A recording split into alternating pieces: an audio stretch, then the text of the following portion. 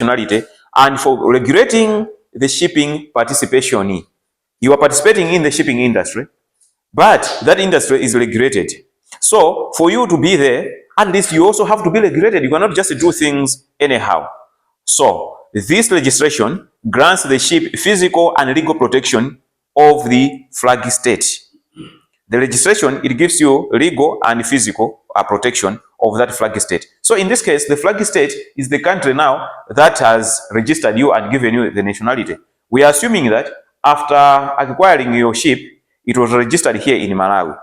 Now it is a Malawian ship, that is. The Malawi now in this case is the flag state. So should something happens to you wherever you are with your ship, physically or legally, Malawi is going to step in and at least protect you, because you are carrying a Malawian flag. That's the other reason why you have to get yourself registered. So, under international law, every merchant ship must be registered with a country known as a flag state. A merchant ship is a commercial ship, either transporting cargo or passengers. As long as it is into commercial activities, we call it a merchant ship. So, there is always a place where these ships are registered. For example, if you buy motor vehicles, where do you go and get them registered? Road Traffic Directorate, or maybe some other places similar to those ones, right? Whereas the ships, when you procure them, you register them at the port of registry. There is a place, we call it a port of registry. These things always play their trade in waters, isn't it? They play their trade in waters. They do not, operate on land. Therefore, where you are likely going to register them is somewhere near the water bodies. So it is always at the port. So we are saying it is the place where the details of the ship or boat are officially recorded. Now, what are these, some of the details that are recorded there? The official number. So the ship is given an official number. The registered tonnage, the name of the ship, and the port of registry now must be marked on the body of the ship. The port of registry must be recorded on the body of the ship. Okay, now,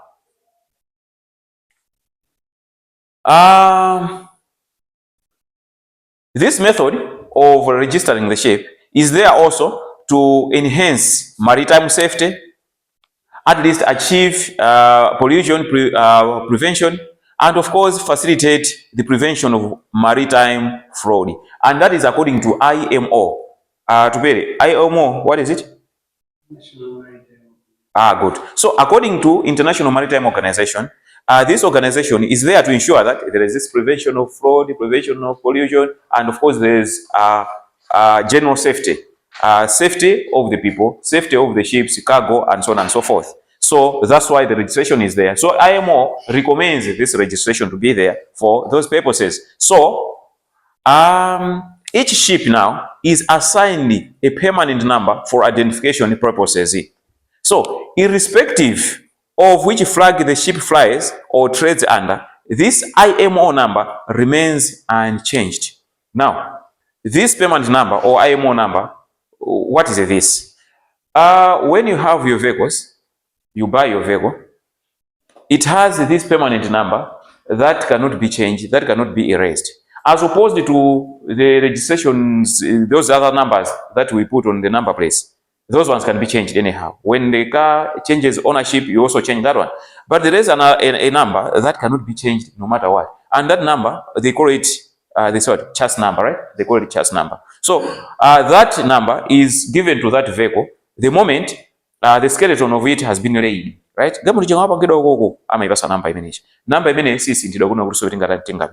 Similarly, with the ships, when they are being built, when they are being constructed, they are also given those numbers. And those numbers cannot be changed. Even if the ship is changing ownership or the ship is changing its flag state. It was a Malawian ship, but it's been sold to some people elsewhere, and they have registered it in Kenya or in Tanzania or elsewhere. It means it will change its flag and nationality, but that IMO number remains the same. That's the permanent number we're talking about here.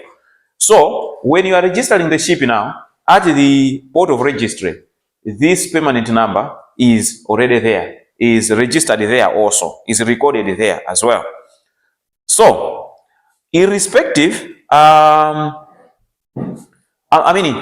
the sake of quick response, passenger ships are required to display this number on a horizontal surface, which will be visible from the air. So for the sake of quick response, there can be a situation where a ship is in an emergency situation and there is a need for people to come and help, rescuers or whoever to help.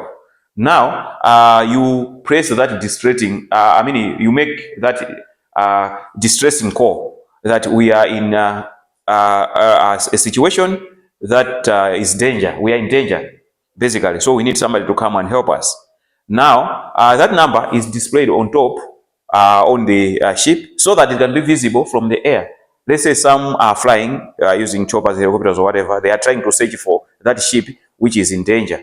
They will be able to see and spot it that here are the people who are in danger.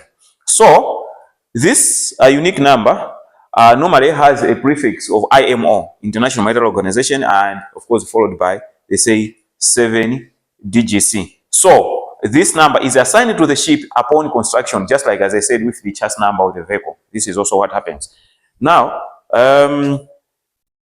then we have another number here. Now, this one we're calling it the ship's official number. Now, upon registration now, you acquired your ship, and here now you are at the port of registry. You are trying to register the ship. What happens? Those people, they will register the IMO number. Okay, ship mabweretsa number yake ndimene. Okay, chabwino. Matani yake ndangati tonnage, that is, or this much. Okay, nde muti ship dzina lake ni ndani? Ano ship imene dzina lake ndi ane. Okay, fine. Oh, by the way, the ships, if you observe, are named she's. They are called she's and not his. I don't know if you have ever observed that. A ship is a she. Why? Special. Look at this woman. So it's a special. With a lot of confidence, it's a special. Oh my goodness. Okay. So I don't know, but the ships are called she's. They carry what? Things inside. Okay, they carry things inside. Yeah. Okay. Oh, okay. So the he's do not carry things inside. All right. Okay. Fine. So yeah. So we are saying you name your ship has a name actually, and again that IMO number, the tonnage and all, the addresses and all those other details are recorded there at the registry. Then upon being recorded, then it is also given this official number. So it is like you've gone to the Road Traffic Directorate to register your vehicle. They record all the details, including the chassis number and all. Then they give you that number. Number ya gamuri yanui ndika BAC mwakati watu kumapita cha kumene kokokwe. But this number is subject to change should it happen that the vehicle changes ownership, isn't it? So the same applies to this one. In case the ship is changing ownership or is changing the flag, the nationality, that number changes also. So, but the IMO number stays the same. Good. Now, we have types of ship registration. Now, we have traditional registers and then we have open registers. Now, when we are looking at traditional registers, here, these are the registers or the registries that are based in a country where that ship is going to be operating in. We are assuming that we have a port here. We have access to the sea. Just an assumption. Because the truth of the matter is, we do not have access to the sea. So, somebody, a Malawian, Mr. Theo, has acquired a ship. He is a Malawian, and he's registering it here. Even the crew are Malawians. The kind of registry that is going to record him, we call that one a traditional registry, as we can see here. But as opposed to this one, we have another kind of registry, and this one we call it open registry. So, with open registry, this is what happens. The ships are registered in a foreign country, and that registry allow ship owners of other nationalities to flag and operate ships under their flag. So, let us assume we are saying here we have a port, we have access to the sea. And for argument's sake, let us say we are Mozambicans, because Mozambique has access to the sea. We have our ports now. We have Beira, we have Nacala, name it. So we have our traditional registry or national registry. We are registering our ships and so on and so forth. But now, our neighbors elsewhere, or the Tanzanians or the Kenyans elsewhere, they also have their own registries, but they have an open registry where they are allowing us or people from elsewhere to go and register there and start flying their flags there. That kind of registry is what we call an open registry. And there are reasons why our people in Mozambique here can choose to go and register there in another country using open registry. So we are saying, we are just assuming that we are Mozambicans, but we are not Mozambicans. So for those that are just following us, we should take note that this is just an example, simply because we do not have access to the sea, we don't have ports. So for our understanding, for self-understanding, that's why we're saying we as Mozambicans, but we are not Mozambicans. Please. So the second one is this one, open registry. This guy here has acquired a ship. Komano is not happy with our registry here, traditional registry. So waganizo noti ne yanga ndikalembetsa ku Tanzania kapena ku Kenya. Akamulemba nditu ku open registry kumene. Komano si national kumene. Komano flag, I mean shipage ikandi flag ya Tanzania. So it means, we said earlier in the previous slides, we said the reason why we register these things is to have legal and physical protection. Should something happens elsewhere, it is your flag state that is going to step in and help you, or to be answerable on your behalf. So in the case of this guy, though he's a Mozambican here, but since his ship is registered elsewhere in Tanzania, is carrying a Tanzanian flag, is flying a Tanzanian flag, what will happen in case of any problem with his ship? It is the Tanzanian government that is going to step in and say, oh yes, a ship in India too, and so on and so forth. We are together on that one, right?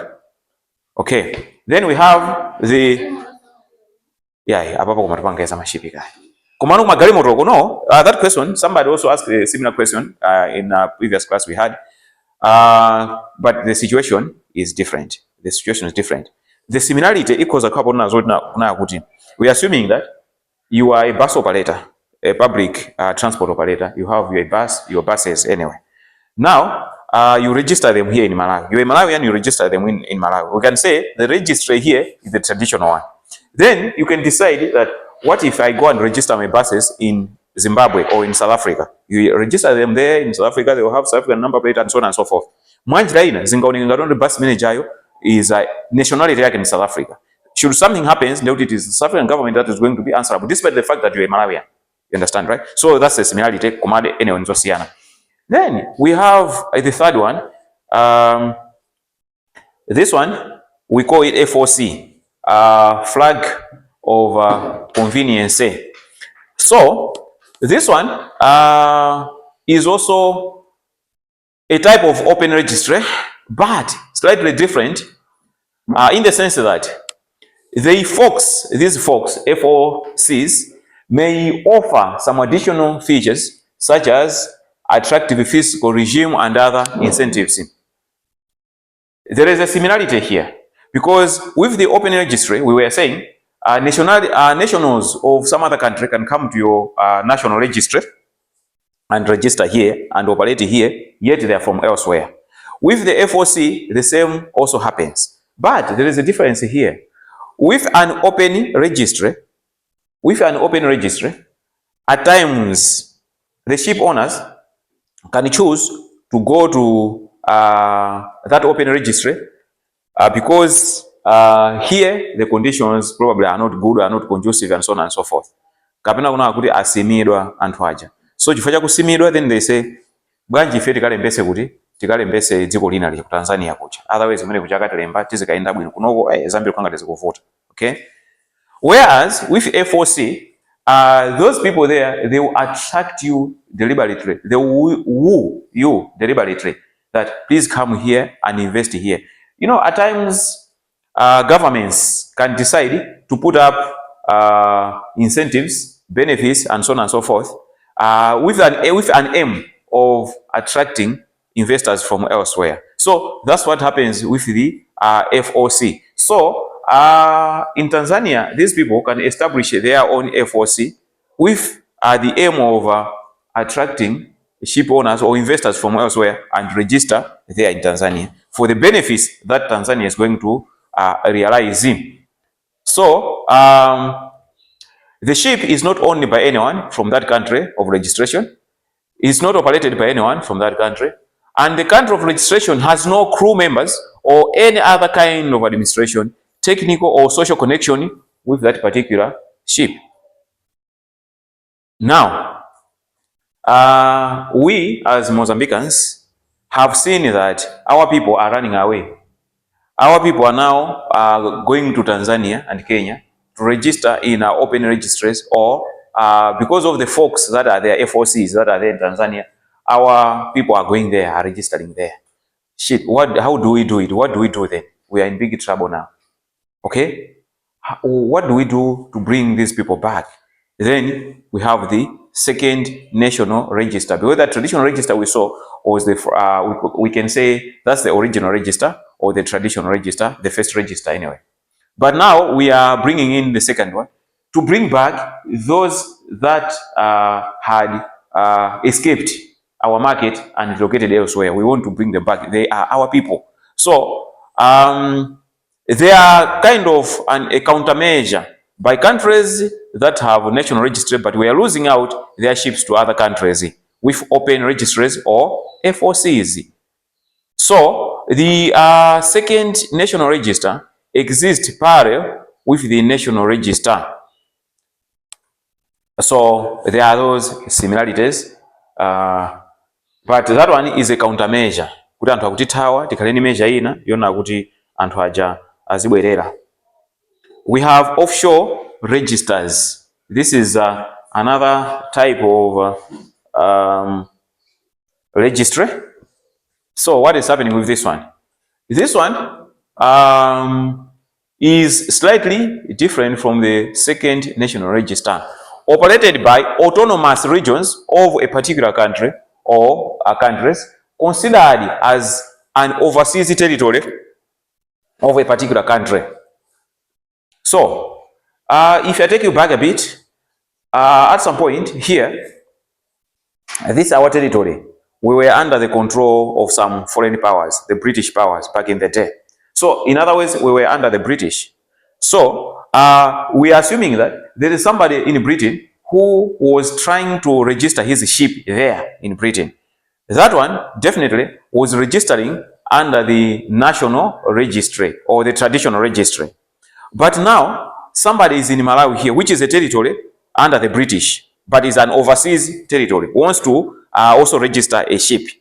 Now, the kind of registry that was likely going to exist in that scenario, in that situation, was what we are referring to as an offshore register. So that offshore register is kind of a branch of the national register. The national register is there in the UK, but here we have a branch of it, and that one is referred to as an offshore register. So it's more or less like a second national register, but not necessarily the second national register, but it is also part of the first register or the traditional registry, but just that it is operating somewhere overseas. But that overseas territory belongs to the mother territory.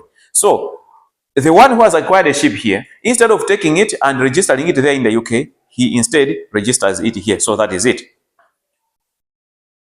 We are moving and we are going to PSC, Port State Control. Imeneyo si njira yopangira ma register, njira yopangira ma register atathavene bachi, the offshore registers. Iyo tikuyamba nkhani ina. So nkhani ina yetu kambayo ndeti kuti Port State Control. Now, what's that? This is the inspection of foreign ships in national ports. Why is it that the ships need to be inspected when they are in foreign ports? This one seeks to verify that the condition of the ship and the equipment comply with the requirements of international regulations. So, many of IMO's most important technical conventions contain provisions for ships to be inspected when they visit foreign ports to ensure that they meet IMO requirements. The IMO adopted a resolution 68217 on regional cooperation in the control of ships. Okay. Now, on this one, please listen and listen good. The IMO, we said, is an international organization which is there to make sure that there is a safety and the maritime traffic is well regulated. Now, because of that, they have provisions based on the resolutions that they've been coming up with over the years. So they have regulations that are there to regulate the industry. Now, one of the requirements, okay, in order for these regulations to be observed, the IMO set up a mechanism to empower the ports, the national ports, to inspect foreign ships when they dock in their ports on behalf of the IMO. So the idea is to make sure that the ships are at least following and are observing the international requirements or regulations. So practically, this is what happens. You have the port of Mombasa in Kenya, the port of Lamu there, the port of Dar es Salaam, for example, in Tanzania, the port of whatever, you name them. All these ports, they are empowered now by this IMO that whenever a foreign ship lands or docks onto your dock, please do the inspection and make sure that they are following, or they have all the requirements and the regulations as per as the IMO. So we can imagine that there's a checklist of those regulations, requirements, and so on and so forth. That is handed to these port authorities in these ports that I've mentioned. So, meaning that whenever a ship docks at this particular port, those authorities will come and say, okay, we are here to see if your ship is having these regulations or not.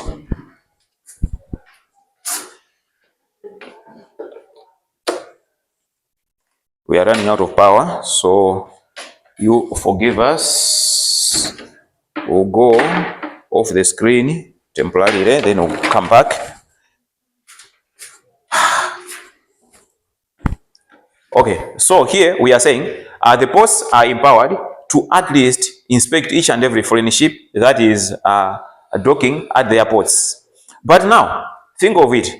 We are assuming that the ship is sailing from Saudi Arabia, for example, sailing in the Indian Ocean, is going to Cape Town. Along the way, there are ports that you know. In Somalia, probably there are ports there. And the ship will need to maybe have a stopover. And then going down to Kenya, there are ports there. And then going down to Tanzania, there are ports, Mozambique, and so on and so forth, up to South Africa. If this ship is subjected to these multiple checks, I mean these multiple inspections, definitely there are also chances of delays or unnecessary delays. So to ease those delays or to reduce those delays, this IMO adopted that resolution on regional cooperation in the control of ships. So under that resolution, what happens is that the regions now are empowered to have a regional inspection regime. We're together, right? They are empowered to have a regional inspection regime, which says, or which goes like, if a ship passes by a port in Somalia, for example, maybe that one we call it Mogadishu or whatever they call it.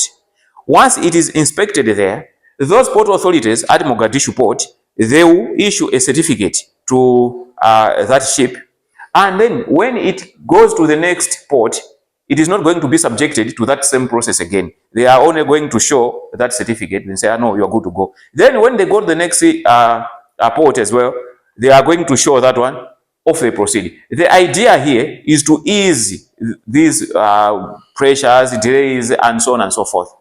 But we should take this home that the responsibility of ensuring that the ship's standards are being maintained lies on the shoulders of the flag state. It is the flag state that is responsible for ensuring that a ship is waterworthy or not. Not these things, the state control, whatever we are talking about here. These are only acting as a safety net mene malodi block amapangira munsewu muja ndi kukuyimitsani nkumaona kuna kuti tione ngati galimoto ndi COF, tione ngati galimoto ndi so on and so forth. They are just a safety nets. Komano ameneno amaichita certify galimoto ija, amachita certify ndi ngati alodi block aja ngati si amene aja ndongoona kuti izi sizili bwino konzani kapena takugwirani and so on and so forth. Eni yake amaka road traffic directorate ndi amene ndi responsibility yonesa kuti galimoto is roadworthy or not. So similarly with this, it is the flag state that is responsible for for making sure that at least the ship's standards are being maintained. But the state control is there to catch those people that are not observing safety regulations and so on and so forth. Now, ship classification. And now on ship classification, we have 3 main types of these ships. Main types of these ships. Because now, if we are just to say types of ships, we are going to have many. But these are the 3 categories. But under each one of these categories, we are also going to see further categories. So, for example, we have cargo ships, passenger ships, fishing vessels. Now, cargo ships and passenger vessels, cargo ships and passenger ships, they are still considered as merchant ships, including even the shipping vessels. Remember what I said earlier. I said all the ships that are into commercial activities are also called merchant ships. So it can be a cargo ship, a passenger ship, fishing vessel. They are merchant ships. So these are the 3 categories of these ships. But now, under each one of them, we can have numerous types of them. So maybe some of them we're going to see, some we're not going to see, but take note of that one. So when I put out the main types, please, we should not mistake it by saying akuti mashipi bazulu abase pano ni mitundu 3 yokha basi ndikuti tikutani tikunama. We are not right, and we are not being fair to ourselves.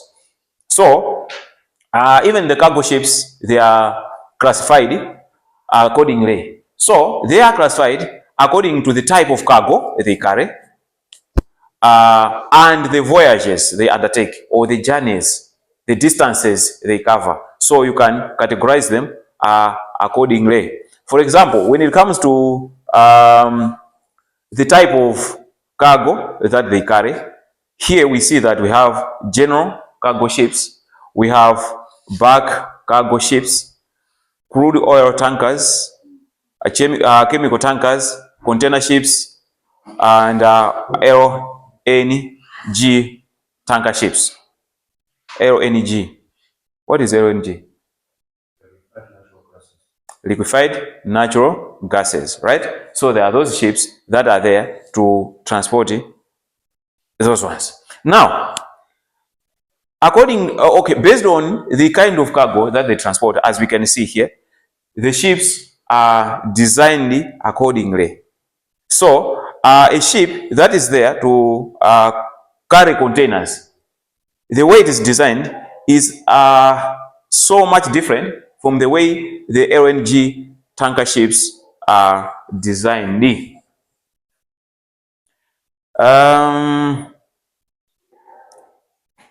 General cargo ships.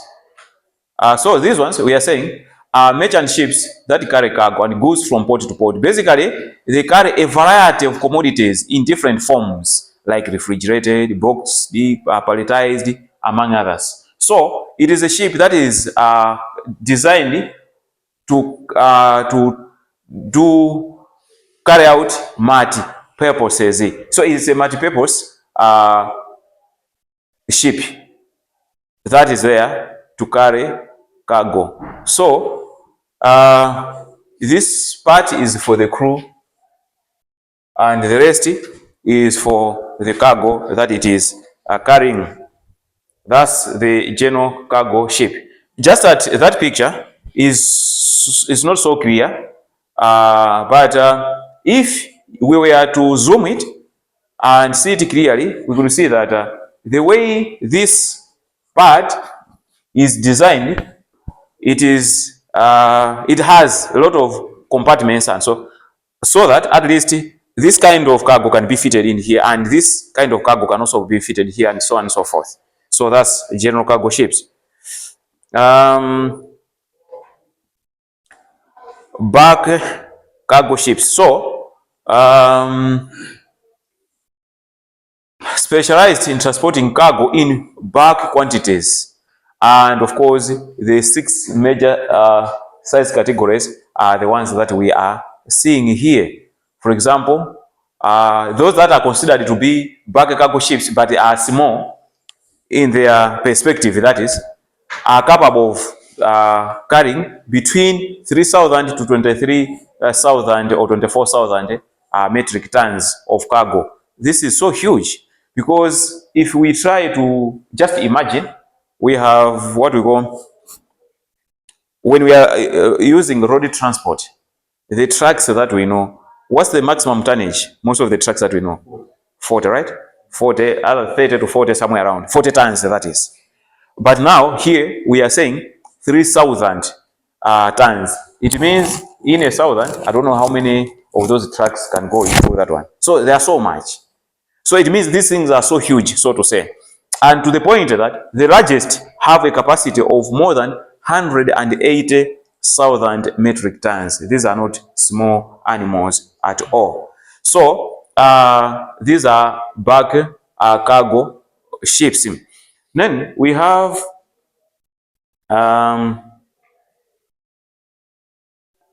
this that we call crude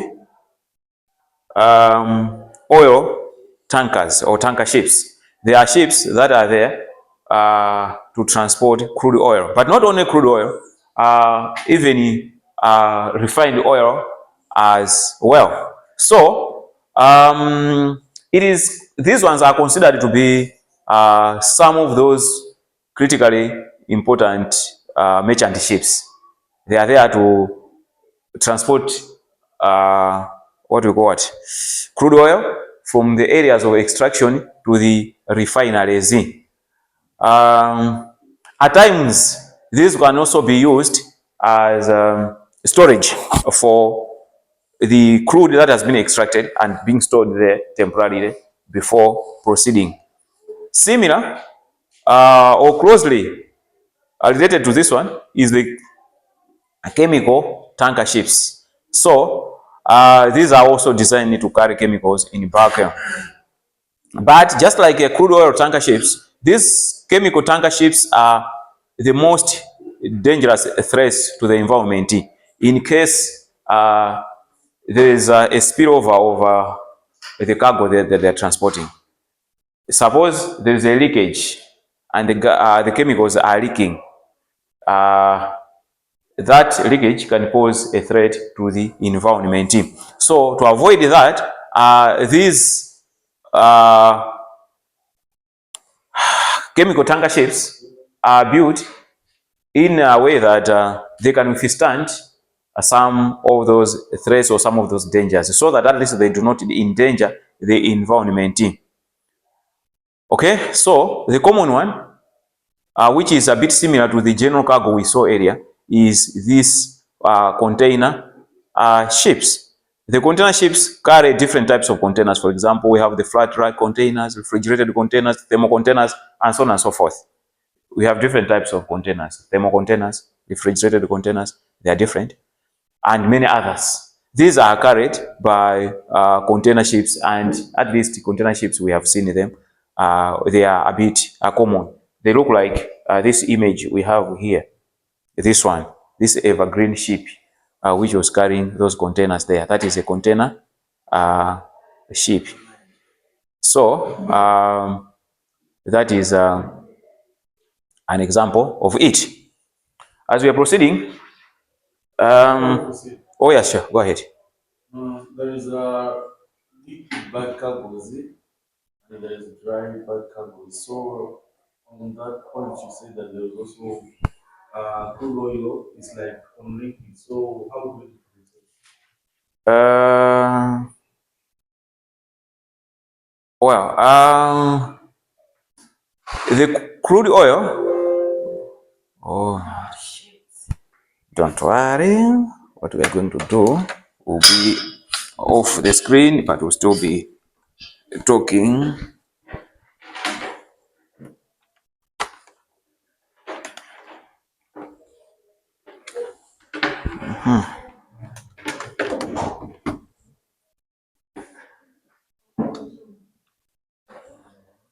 All right, so we had a question here.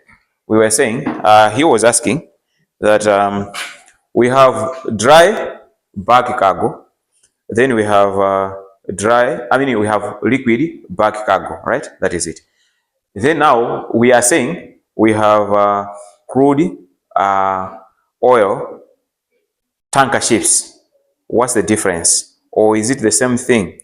That's the question, right? Okay. Annie, what do you think? Let's help a brother here. No.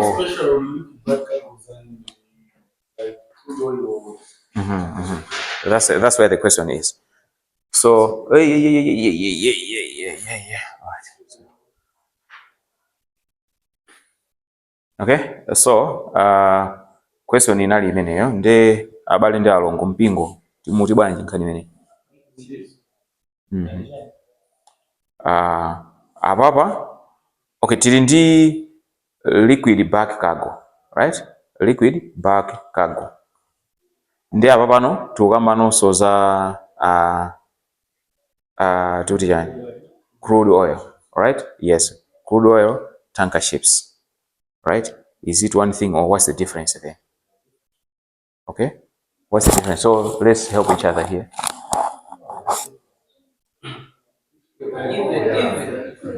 Okay, what's the difference?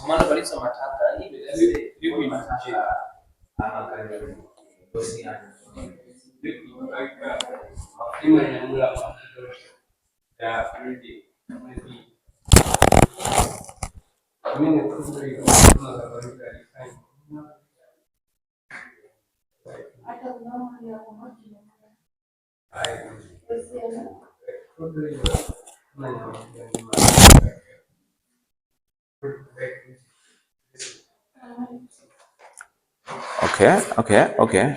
All right. So we have heard what Atubere was trying to submit here. Amakamba zono kusiyana ngonkona kuti crude oil amakhaona kuti sanakudwa refine zosiyana and kwina zindosiyana. Okay. Theo, you wanted to say something as well? Yeah, you know what I know is that when it comes to my oil, I'm a kind of special transportation. If you talk about it, okay. All right. Others, what do you think? Tell it. What's your take on this? Alex, what do you think? What is Arubel saying? Actually, I didn't get what Arubel was saying. So I want to hear it once again from him.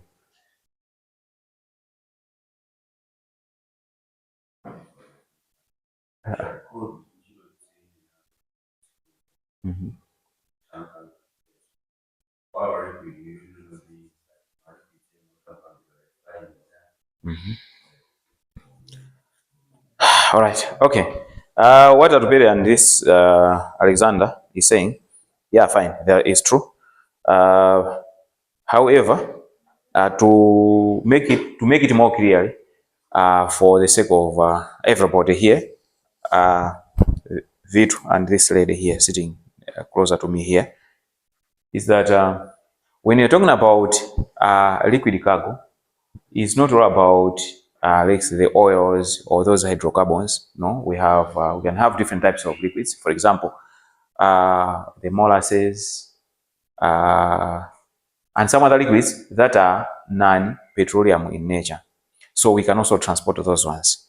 Whereas when you are talking about the crude, this one is to do basically with petroleum. So it can be refined or unrefined, because as per what we were saying here, we are saying these ships transport basically crude oil, which is unrefined, but also can also be used to transport oil that is refined. So that is a first category. But now we can have another category of these ships that are specifically, we're just saying liquid cargo in bag. But this liquid cargo in bag is not petroleum related. It's just some other liquids altogether. So they are different. So probably that's the difference this guy was also trying to bring forth. So they're different here in this case. So now nde ababa next thing timakamba za ma container ships aja nde tinaonesana ma container ship kuti amene wawa ndi mashipi amene amakhala kunyamula zangati zimene zizi. Now as we proceed, let us see timakamba zoti ma LNG tanker ships. These are the ships that are there to transport gas or natural gas. So there are merchant ships as well, but they are there only to transport this. But when we look at the shipping industry or the shipping market as it is, these LNG tanker ships, they make a very small percentage of all the ships in the industry. There are not many, that's what we are saying. But just like the chemical ships, the chemical tanker ships, and of course those other ones, crude oil tanker ships, these are also the ships that transport sensitive goods or sensitive materials. That being the case, they are built or they constructed in such a way that they are able to withstand the pressures and all the things that can bring danger to the goods themselves, people, and other users of the facilities, being port facilities and waterways. Now, we are going next, and next is the certification of merchant ships. Certification of merchant ships. Now, just like any other transport facility we can think of, yes, go ahead, sir.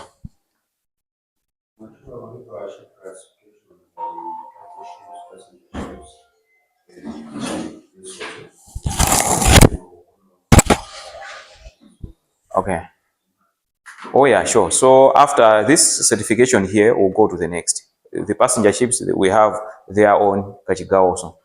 Ma fishing vessels, we are coming here. Or have the slides there. Unfortunately, we would have of course. So we'll go there. But now here we are only trying to look at the certification of these cargo ships. Now, so these are the certificates that these cargo ships always need to carry along with them wherever or whenever they are doing their businesses. Oh yes, yeah.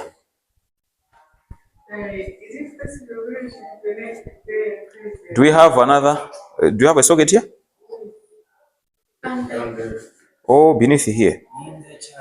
Ah, that's good.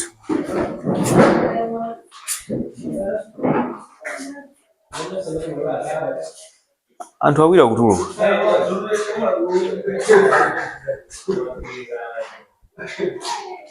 They have touched each other.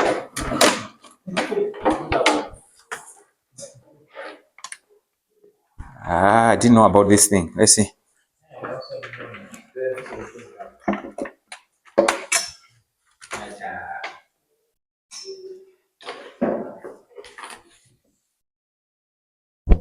Oh, here.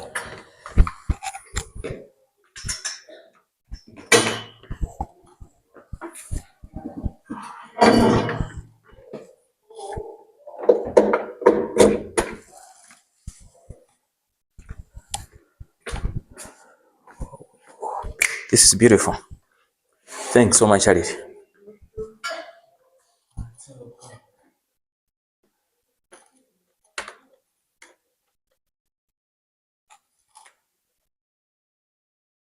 Here we go.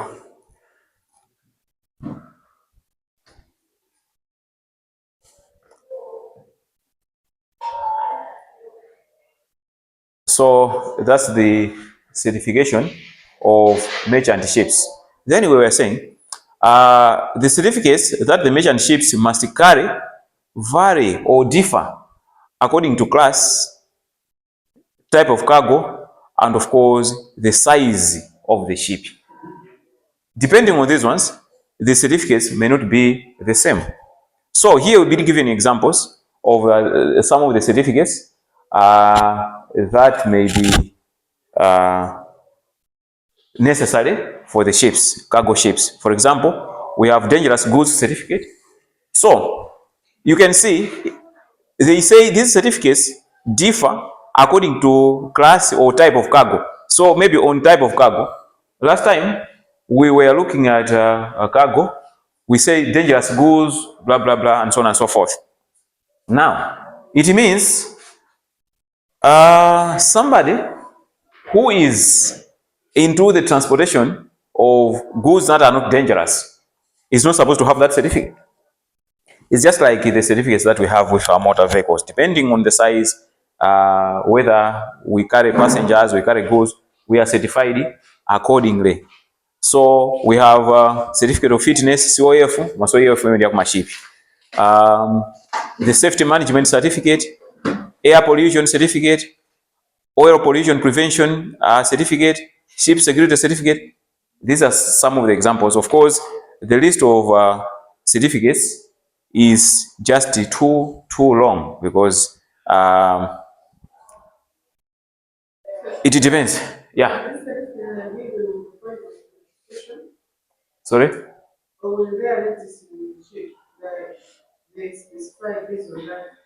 Um.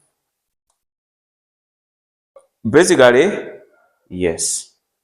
But why I'm saying basically yes, not all these certificates are registered there at the port of registry. Not all these ones are issued there. Because if you look at these certificates here, we find that some of the certificates are likely going to be issued by certain authorities, certain agencies, certain entities that are mostly concerned with that particular area. Look at the issue of pollution. Pollution basically is concerned with those that are into the environment, environmentalists, right? So now, you went to the port of registry, you have registered the ship, they have recorded all the details. But again, these other people also, those responsible for the environment, will come in and say, okay, if you also certificate, those are they are going also to certify you separately. So they cannot be the same. They cannot be the same. For example, I give you an example. We said when we buy a new vehicle, we go to the Road Traffic Directorate to register us. But now, for that vehicle to start operating, what else do you need? You need things like insurance. It is not the Road Traffic Directorate that will insure your car. You go elsewhere to cover insure and so on and so forth. So some of these ones, yes, you can be certified there, but there are some other agencies also that are responsible for certifying you that are not there. But before you start operating, you have to get yourself cleared by those people. So, and then as I say, depending on the type of goods, the sizes of the ship, the distances that you cover, and many others, you are certified accordingly. So here, we listed only those three examples of the certifications you are likely going to have. But these are not the only certifications you may have. Actually, in some materials that are well prepared already, that list is a bit longer. You know, that list of those certificates is a bit longer. You will see it there. So that is it. Now, as the journey continues, Alexander, here we go. We have passenger ships. So basically, these are the merchant ships that are employed and deployed for the transportation of passengers or voyagers.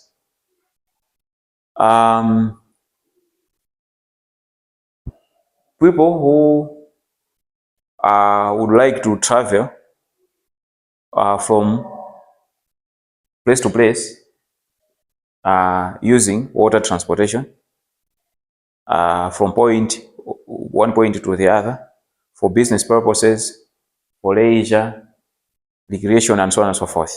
We call them, those are passengers or voyagers.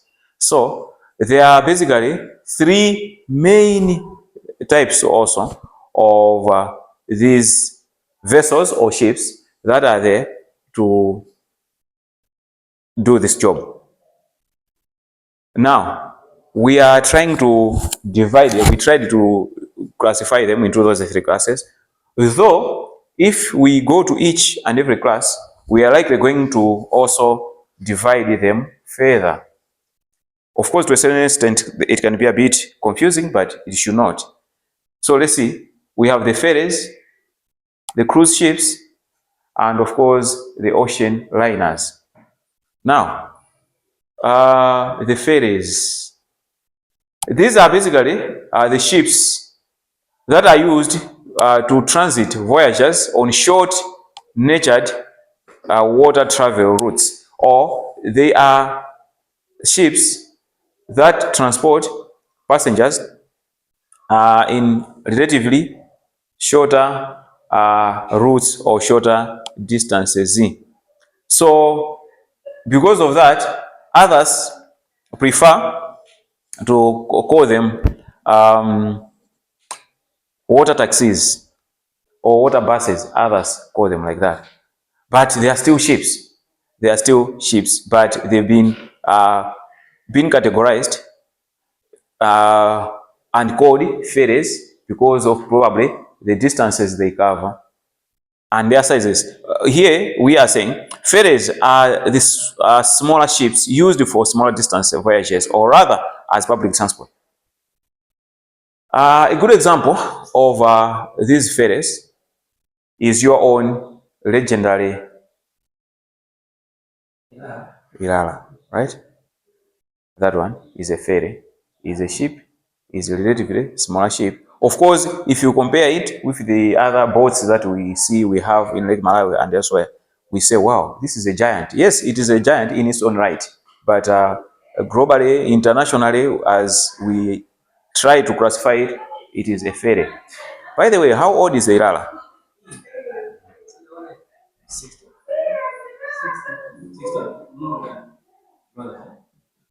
73. It's 73 years. Yeah, because it was commissioned in 1951 there on Lake Malawi. It was built in 1949 somewhere around. So it's a legend. That's why I say it's a legendary.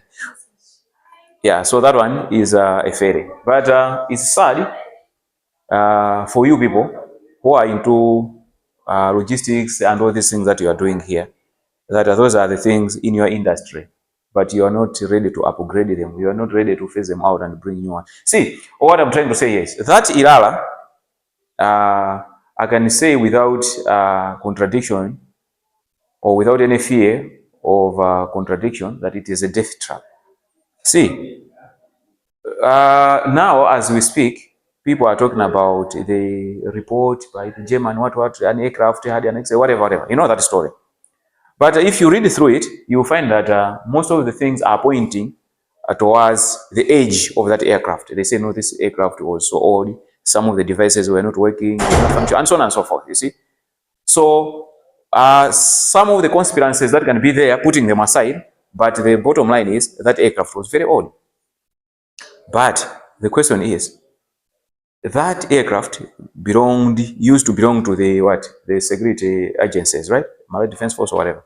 It was not the only aircraft of that model. They are there also. I think there are two remaining. I don't know how many others are still there. You see, of the same age.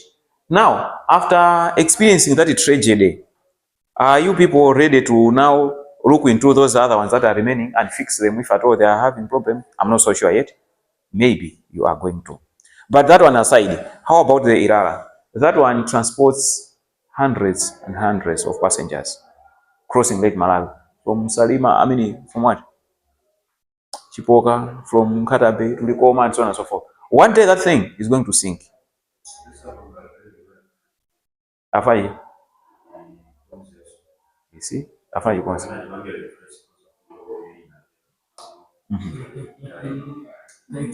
No, if that is the case, that is good, and at least that is the way to go, right? But um, anyway, maybe it's all about money and some other factors. But if it was possible, I would say to fix it or to do whatever innovations, I don't think that's the way to go. The thing is to retire it, right? It should go to the museum. People should be going there and seeing it, you know. Kandi kunkatabe kandi kulikomako anthu azikaona chimenecho okalekale anthu amakwera chiti chimenechi chimene choncho komosati kuchikonza yet. So but if there are plans to replace it, no, that's fine, that's beautiful.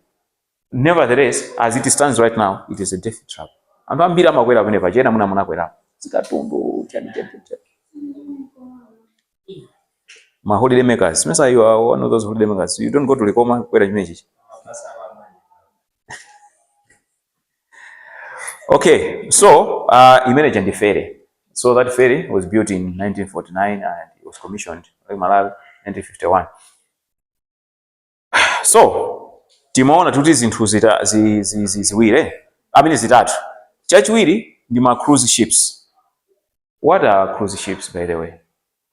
Now I've done a lot of talking. Let me hear from you people. Cruise ships.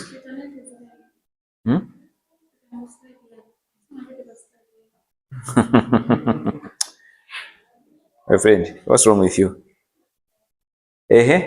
So what is it? Cruise ships. The big ships which carries passengers, like for just for travel, like even on the ocean. Okay. Like have cabins, like beach. Okay. All right. So, according to this gentleman here, these are very, very huge ships that are used in the oceans for entertainment purposes, and they are fitted with a lot of luxurious things in them. Okay, that's according to him. Yes, sir. How are you? Not bad.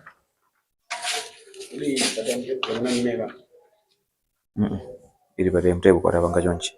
Iyi imene yakhale pateni, pa pateni paja, ndi imene tayika pa nditayibweresa apa pano. Iyi ndikuti imene panipita pateni paja. Kudiro chani?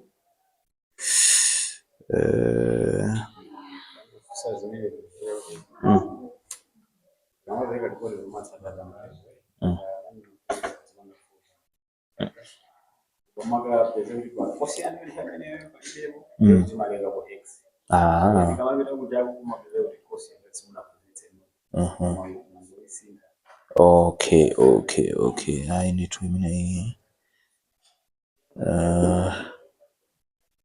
tangoita switch nthawi.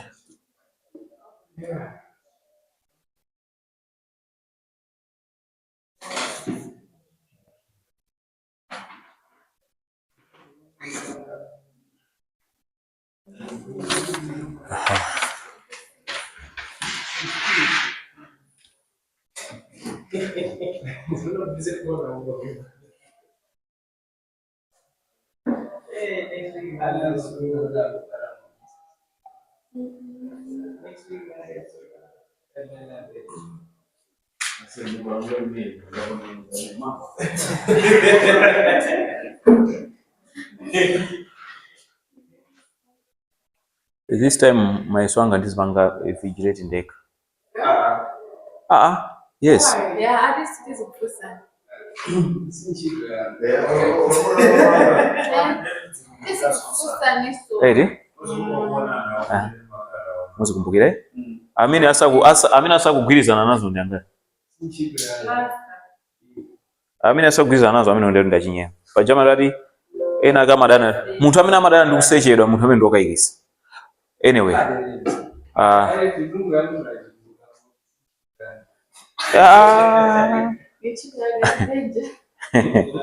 Okay, it's okay. Now, Vito is giving us was trying to tell us what cruise ships are. Muona bwanji. What are cruise ships? True. What is it that is true? Hervé, what do you think? This one, hata ugulosa ni jango, samu tengere. Yeah.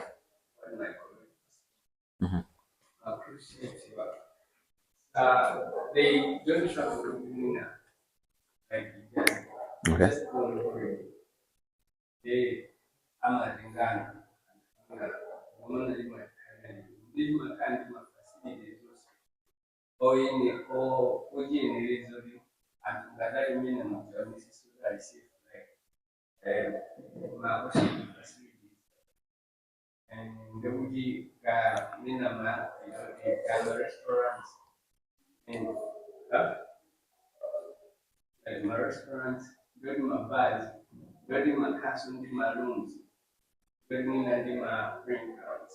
All right.